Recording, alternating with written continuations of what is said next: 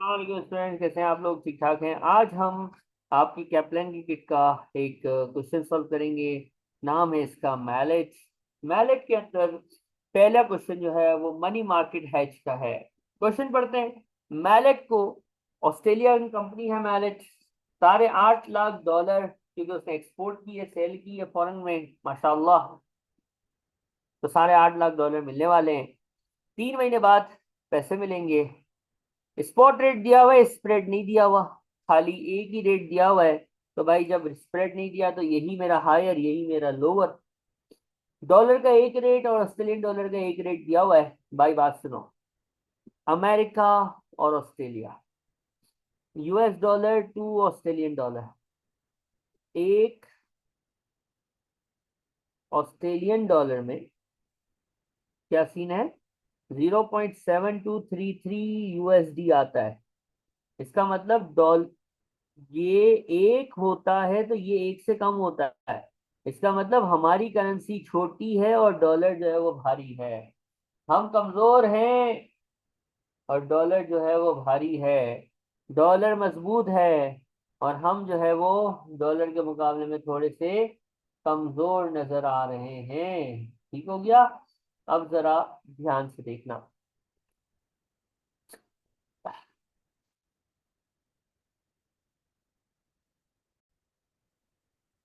अब देखो भाई, मनी मार्केट हैज का मेरा ये फॉर्मेट था।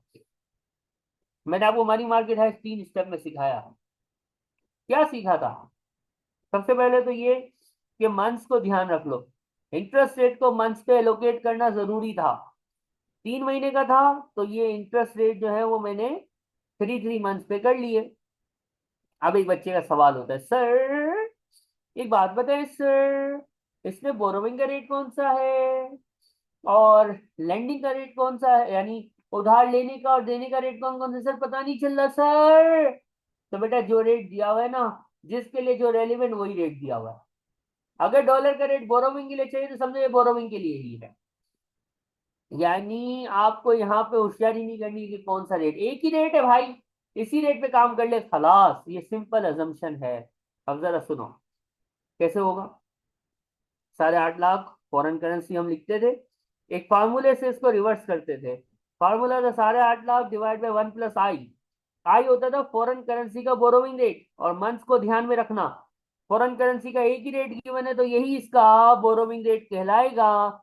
मंथ्स को ध्यान में रखना, 0.825% है।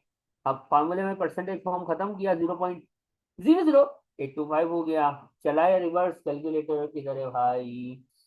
ये आ गया आज। 3 महीने का हिसाब किताब हो गया, 843045 खलास। अब क्या होगा? स्टेप 1 हो गया। स्टेप 2 में क्या था कि अमेरिकन फॉरेन करेंसी को लोकल करेंसी में लाओ, फॉरेन करेंसी को लोकल में लाओ।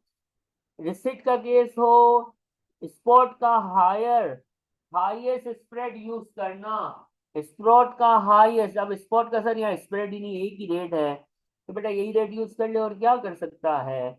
अब मेरा बच्चा सुनो, यूएसडी बड़ा है, ऑस्ट्रेलियन छोटा है।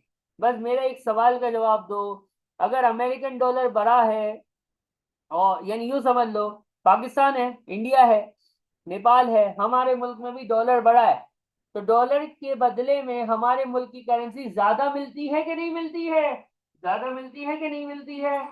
ज्यादा मिलती है कि नहीं मिलती है? मिलती है ना ज्यादा। तो यहाँ पे भी यही है, अमेरिकन डॉलर ज्यादा है, ऑस्ट्रेलियन कम है, तो ऑस्ट्रेलियन ज्यादा मिलेंगे। अब डिवाइड करके मिलते हैं ज्यादा कि मल्टीप्लाई करके मिलते हैं ज्यादा, देख ले बेटा। सर रेट जो है वो है 0.7233। अब जिनको मल्टीप्लाई डिवाइड समझ नहीं आता ना, वो एक बार मल्टीप्लाई करके देख लो, एक बार डिवाइड करके देख लो। ऑस्ट्रेलियन डॉलर छोटा है तो $8.5 लाख के बदले में ज्यादा ऑस्ट्रेलियन डॉलर मिलने चाहिए। मल्टीप्लाई करके आते हैं कि डिवाइड करके आते हैं? देखो जरा, कसम खुदा की डिवाइड करके आएंगे।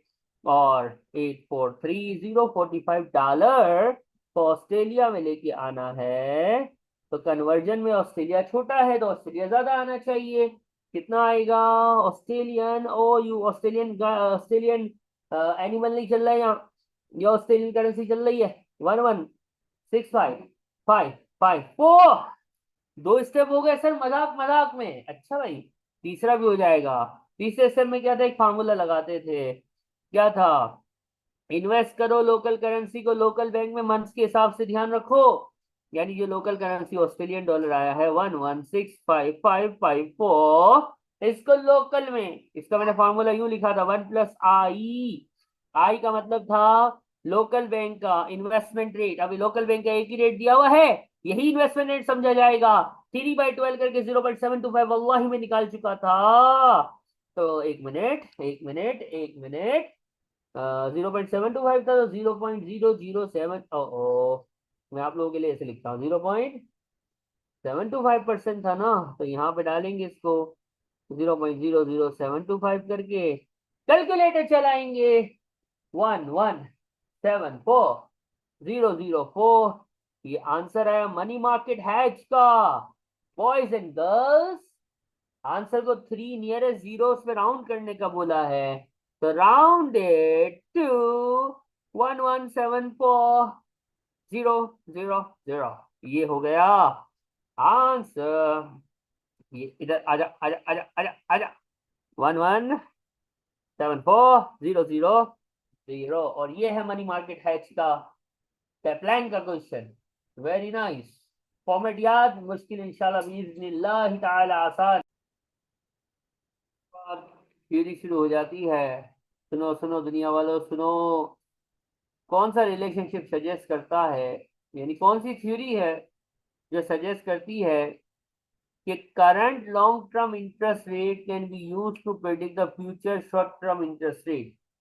आज की तारीख के जो लॉन्ग टर्म इंटरेस्ट रेट हैं, उनकी बेसिस पे हम फ्यूचर के short term interest rate predict कर सकते हैं। प्रिडिक्शन थ्योरी, जिसको बोलते हैं expectation theory.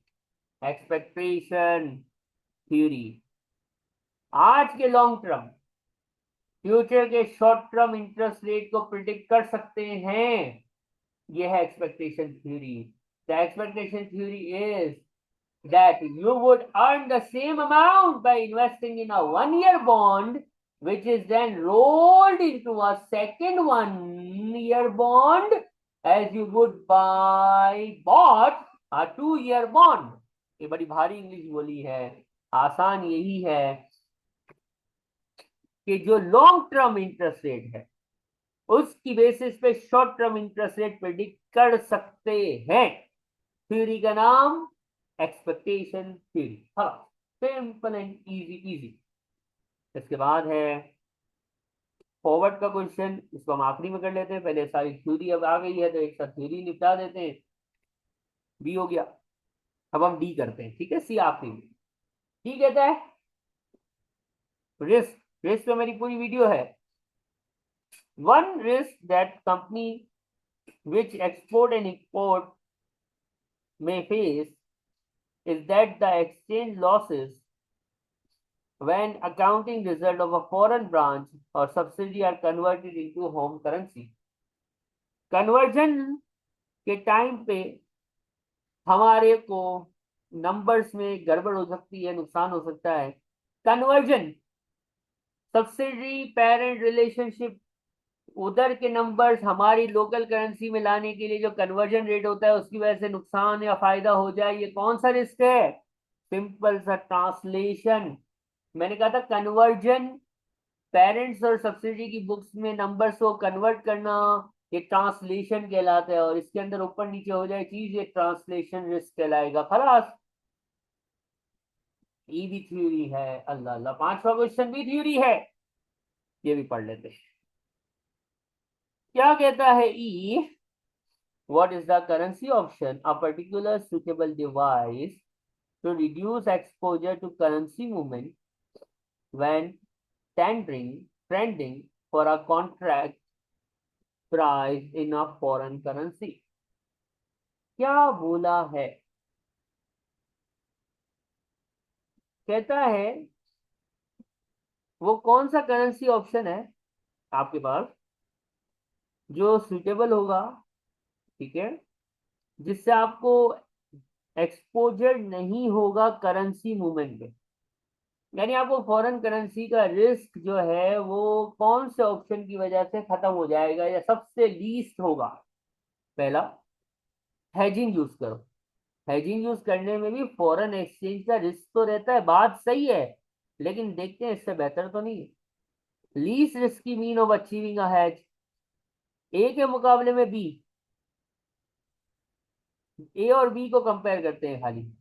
Hedging exchange risk को कम करती है। जितनी ज्यादा सेफ हेजिंग होगी उतना उसके चार्जेस ज्यादा होंगे। High risk high return, low risk low return. अगर आपने बहुत अच्छी जगह हेजिंग की है जिसमें आपको रिस्क ऑफ एक्सचेंज कम से कम लग रहा है तो वो चार्जेस ज्यादा लेगा। ए और बी को अगर कंपेयर किया जाए तो ए अभी तक मेरा आंसर है। C, least unfavourable effect in the publish है। अकाउंटिंग में कोई चीज करने से एक्सचेंज का रिस्क थोड़ी खत्म होता है। आप, गलत बात। कहता है आप कॉन्ट्रैक्ट ही ना करो ताकि करेंसी खेलनी ना पड़े।